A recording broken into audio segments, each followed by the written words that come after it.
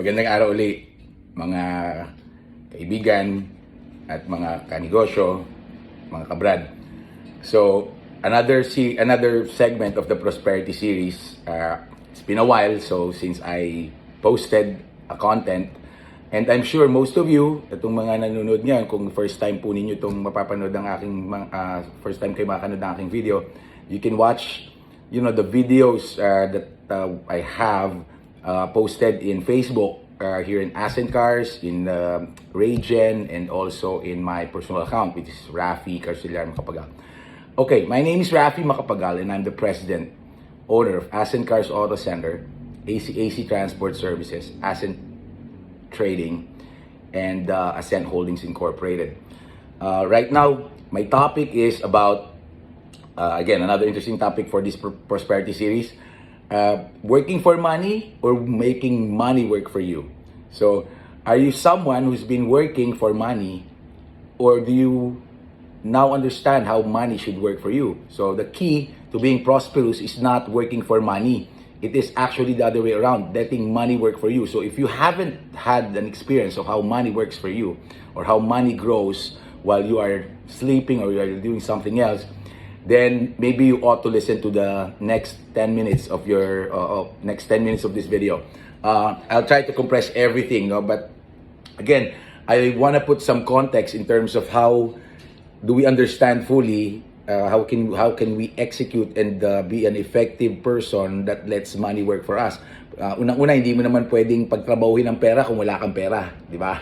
So obviously, what we need to understand is how can we have money, or how can we have financial muscle, so that later on we no longer need to generate or to allocate 8 to 10 to 12 hours of our time working so that we can earn money. So again, I hope that I can bring some perspective to some of you, and if you will continue to actually scroll back and listen to some of my past videos, I would encourage everybody, and I'm seeking for everyone to actually like and probably share this page to your loved ones whom you think you'll benefit. So, okay, let's start.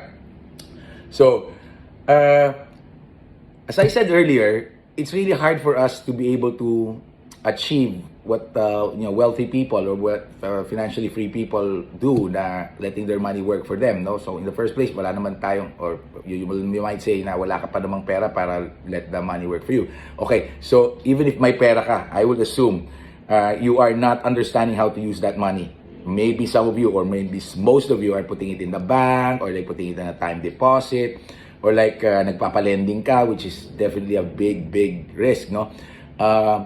I'm sure you want to understand how money can work for you. So I will discuss some of the opportunities that we continue to discuss, and why is it aligned to this kind of concept. So unang-una, bakit tayo mga Pilipino, 99% as they said, hirap na hirap umunlad. I saw this person is almost almost 1-2% lang yung medyo understands how to umunlad. Unang-una, I think aside sa mga diniscuss ko na, ang formula natin ng ating financials, is like pag nag-work tayo or nag-business tayo, income minus expense, no? Ang income, diniscuss na natin to, pumapasok sa yung pera. Minus expense, which is yung lumalabas sa yung pera or magagastusin mo, fixed or variable, or need or want, it falls under expense. So income minus expense equals savings. So itong tatlong word na to, income, expense, and savings, importante to. No, tingnan nyo, kapag ang income mo halimbawa ay 50,000, tapos ang gastos mo is, let's say, variable, hindi mo alam kung magkano gagastusin mo, minsan sobra pa yung gastos mo. Why? Because pag may pera kang ganyan, and you're not planning exactly how you are going to actually spend for every single month or every single payday, or nagra-random ka, chances are mauubos yan. Magkakaroon ka ng negative pa. So imagine mo kung 50,000 ang income mo, tapos ang expense mo for the month is 52,000. So negative 2,000 ka pa. So that means, sa halip na may savings ka, meron kang debt. Kung may utang ka, this is bad debt, to be honest with you. This is not a debt that you can use. Not unlike debt na binaro mo, you can have money and then you can use it to purchase assets. This type of debt is negative. Meaning, ito yung kulang mo, deficit to sa iyong buwan, no? Sa iyong way of life. So that means if you are in a deficit, chances are you are poor. Absolutely, because you don't have spare, and you don't have excess, no? Wala kang reserves. So, as they said, na more than 90% of Filipinos uses this kind of methodology. Income minus expense equals savings. So most people end up with no savings. Why? Because pag may pera ka, it's easy to actually add expenses. Unless, yun nga, as I said, kailangan natin madisiplina at kailangan meron tayong tinatawag na pagsusulat or pag-a-account ng ating mga gastusin. So, what is the another option? Ano ba yung other option? This is actually the formula I've been using since I was young, no? Since I was young, I never used the formula income ko. Ano kinikita ko minus kung ano yung ginagastos ko, yun ang matitira, i-save ko, no? I didn't use that. What I did is like, whatever income I have, lalo na pag fixed income, di ba? Kung nagtatrabaho ka, no? May fixed income ka. O kaya, dapat fixed din yung ibabigay mo, di ba? 50,000. So, you can actually put, ito, ang formula ko, income minus savings, no? Unahin ko yung savings equals expense. So, ito din yung big difference. Yung income ko, ngayon, mag-allocate ako ng fixed amount na isa-save ko. Tatabi ko muna yon pagdating ng income ko. And then, yung matitira will be my expenses. So, paano yun? Sasabihin nyo, paano yun yung expenses natin? Eh, paano kung kulang? Kasi kinuha mo na lahat sa savings mo. Paano pag may kulang? Anong gagawin namin? Guys, to be honest with you, kahit magkano ang sinusweldo mo o kahit magkano ang pera mo, it's never what you earn. To be honest with you, that will make you prosper. It's what you save. And the reason why I'm trying to make you save, not for saving per se, but so that we can have financial muscle. Ganito yan. Pag nagsisimula ka, you have to save. You cannot start anything unless pautahin ka ni bank or whatsoever, no? If you have a concept. But it's always good that you put something aside kung working ka. This is how you get yourself free out of the rat race in the corporate world. So, income minus savings equals expense. So, ang tawag dun sa expense, no? Ang tawag dun sa expense, as I said, balikan ko lang, income minus expense, so income minus savings is actually delayed gratification, no? Delayed gratification. Why? Because uunahin mo muna yung savings, no? So that you will have to sacrifice for now so that you can save and later on reap the benefits of that particular deed, no? Nagsisikip ka muna. So you're trying to make ends meet. But if you are income minus expense, chances are you are already indulging. Yung kinikita mo halos inuubos mo. So that means marami ka ng mga gusto na binibili mo, no? Marami ka ng gastos na hindi naman dapat, no? Pero hindi naman kailangan, but you just want, no? Yan ang big difference natin sa mga Chinese. To be honest with you, ang pagpapalit ng lifestyle, napakabilis para sa Pilipino. No, pagka kunyari 50,000 ang sweldo mo, tapos nabigyan ka ng increase na 20%, like 60,000 na promote ka, naging 60,000 ang ano mo, ang sweldo mo. Sa halip na kung na dati 50,000 ang lifestyle mo is 40,000, may 10,000 kang savings. Ngayon nag 60,000 na, ngayon ang expenses mo rin umingkris, naging 50,000. So ganun pa rin, no? 10,000 pa rin increase. But this is no different with Chinese, no? Chinese people and correct me if I'm wrong, but being familiar with how Chinese people really handle their money, if they are earning 60,000 and they're right now they're saving 40,000, they're spending 40,000 and put 20,000 as their savings. Ngayon kung nag-increase ang income nila, naging 100,000, they will still live within 40,000. So that means yung savings nila lumalaki o yung excess nila lumalaki, hindi yung gastos nila lumalaki. Makita niyo yung big difference? Ang Pilipino, no, with no pun intended, and I'm not in any way trying to insult us, but this is the fact and this is the reality, and tell me if I'm wrong. Filipinos, pag 50,000 sweldo mo, ang kinikita mo, then naging 100,000 o 50,000, tapos ang lifestyle mo is 40,000. Then the following month, naging 100,000 yung iyong income, your lifestyle becomes 80,000 or like 90,000 pa nga, or may minsan 100,000. It becomes lavish, no? Overnight, nagbago rin ang lifestyle. Well, that's the point. You should be able to still continue. Like the Chinese people, what they do, if they increase their lifestyle, or their income from 50,000 to 100,000, and dating 50,000, 40,000 ang lifestyle nila, no? So they save only 10,000. Then nag 100,000 yan ng income, 40,000 pa rin sila in terms of their living expenses. And that's so magnificent, you know, that's adorable, or that's fascinating for me. Because I've seen a lot of people like this. And one thing, you know, my mom is, you know, Chinese in a way. I am very much, you know, exposed to how the ways of the, you know, very prudent Chinese people. And that's why that's the reason why you cannot find Chinese here in the Philippines na mahirap, you know. Mostly when they're Chinese, mayayaman or may mga pera. And it's because of that kind of trait, no? So now it's for us to really think if we want to become like them or if we want to practice their habits, because that's definitely helpful.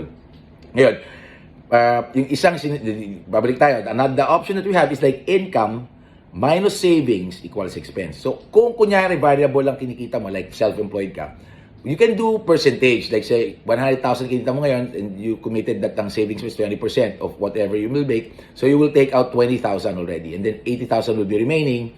And then you will have to work with 80,000. No? You have to actually treat it as their expense.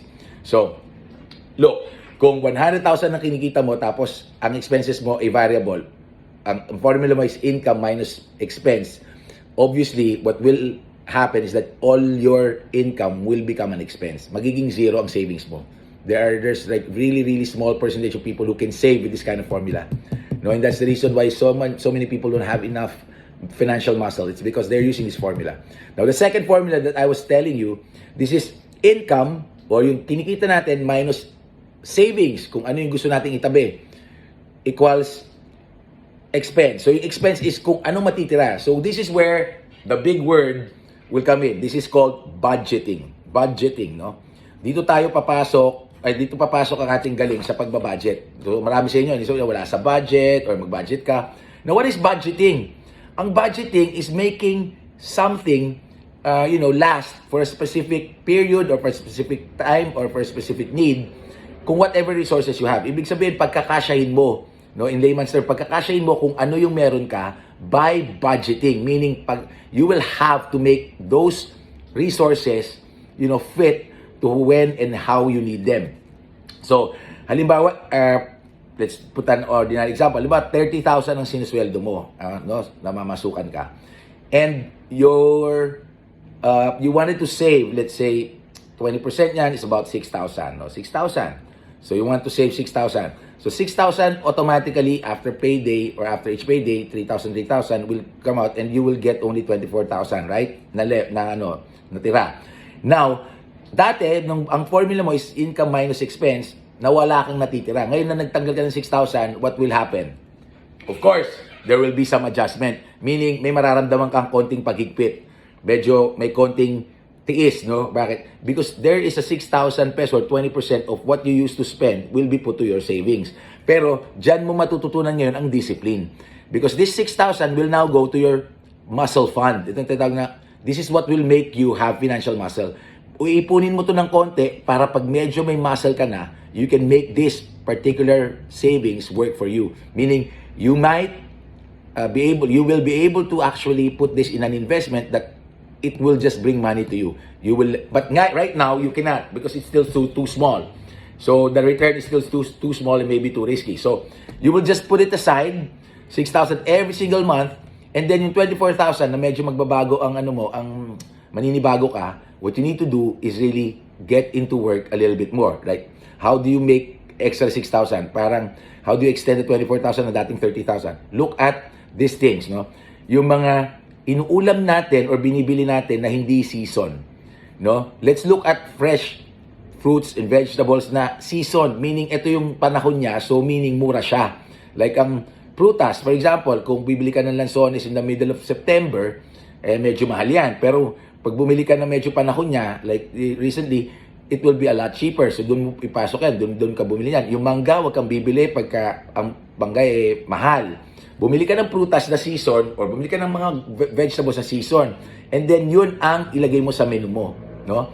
Continue to still be healthy. Second, ano pa pwede mong makat?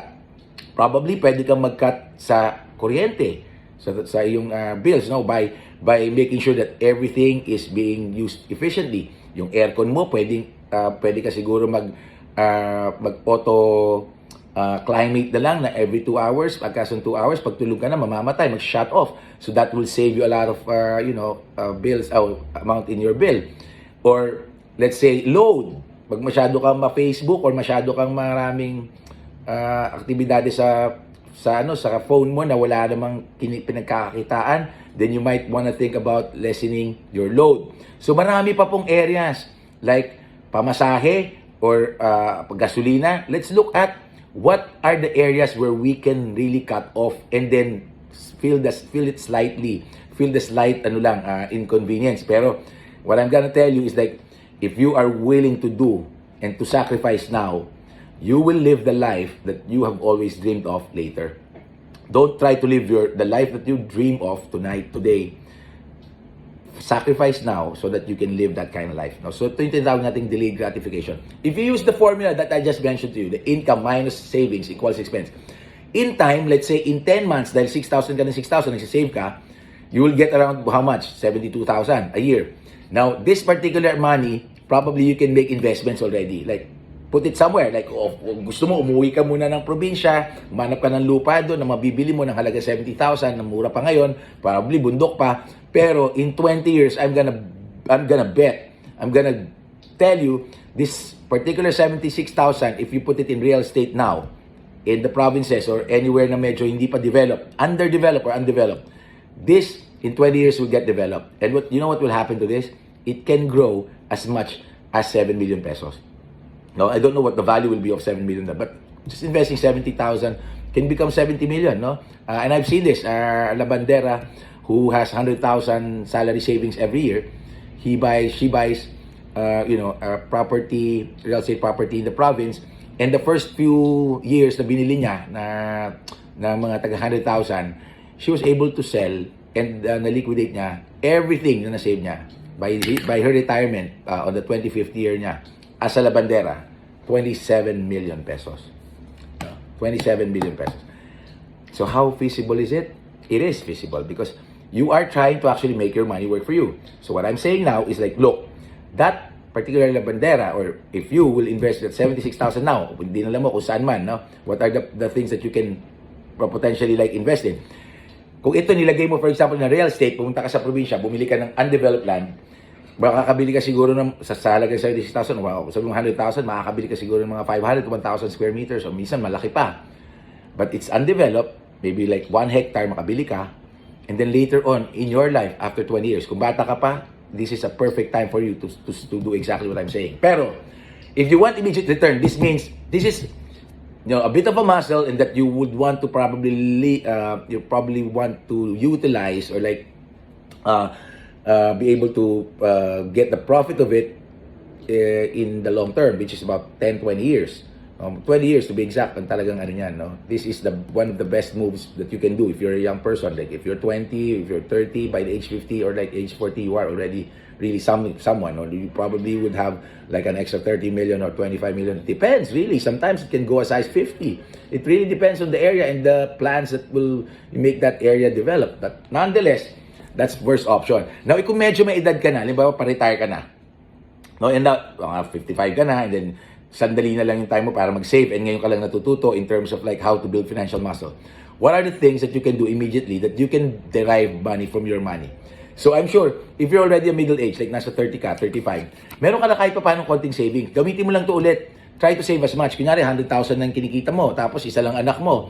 And then your lifestyle right now is 80,000. Tanggalin mo lang yung extra, make it like 50, taste ka ng konti, you get 50,000, you get 600,000 a year. So in a year's time, you have 600,000.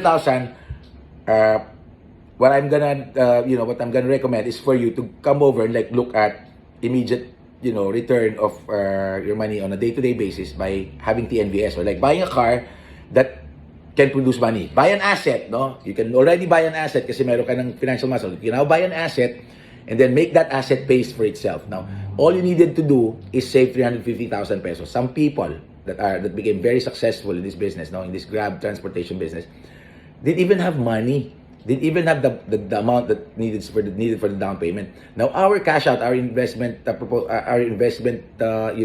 required is based on bank's equity. It's about 350,000 up, no? For 7-seater, it can go as high as 500,000 cash out. But why? It is because it covers all the costs na hindi pinifinance the bank. Meaning, for example, the cost of you getting the said vehicle to have a franchise, no, or grab line, or to have an application that can make money. So, ang kasama dyan is, apart from the down payment of the car, which is usually 30%, you will also have to include the chattel fee of the bank. Then second, the comprehensive insurance to make sure that you're protected. Number 3, you transfer to your name. Number 4, yung ating tinatawag na grab activation, case numbers, grab training, and then the provisional authority, which will all encompass those particular down payment, yung mga cost natin na yun. So given that, you will be able to make good money out of the investment. Meaning, I can tell you, when you visit here, set up an appointment and then run the numbers with me. For every sedan that you will buy, or if you wanted to buy cash, for every 850 or 800,000 that you will actually put in, you get your the return of investment is immediate. You know why? I don't think that there is a return of investment in the coming years. But bakit? You are trading your money with something that is actually an asset which can produce more money. Diba? You're putting your money which cannot earn that much into something, an asset that can produce more money. Meaning, so nahawak mo na yung kotse, you have already gotten your investment back. In fact, hindi nga back you made profit. Because that car is gonna make money for the next probably 120 months. Or 80 to 100 months. Or like, how many days? Well, 3,000 days. So having said that, if you have investable funds, like kunyari nakapag-ipon ka na, nagamit mo na yung formula, and then you're ready to actually make that money work for you, just come over here and then, get into the business. It will definitely yield, even as an operator ka lang, it will yield you times probably 300 to 400% in the period of the franchise. You can all get it back, plus more, and then you can continue to grow it, no? So that means, may leverage ka na, may passive income ka, you can continue to add every year. Habang patuloy ka nagsisave, you put that muscle into something and let that money work for you. So you put some in the real estate, you put some in the immediate return of like Grab and TNVS vehicles. And for sure, before you retire or before the end of the 10th year, if you do this simple program, you will definitely not be part of the 60 or the 85% that are dead or dead broke, and 90% or to 95% of Filipinos that are having a hard time being prosperous. So, if you have any more questions, or if you are interested to actually get, deep into, investing and making your money work for you, come over here. We are located at just Waze. Put Waze as in Cars Auto Center, Block 136, Lot 17, Mindanao Avenue Extension. Casa Milan, Quezon City. We're very, very near Toyota Fairview, about a few meters away.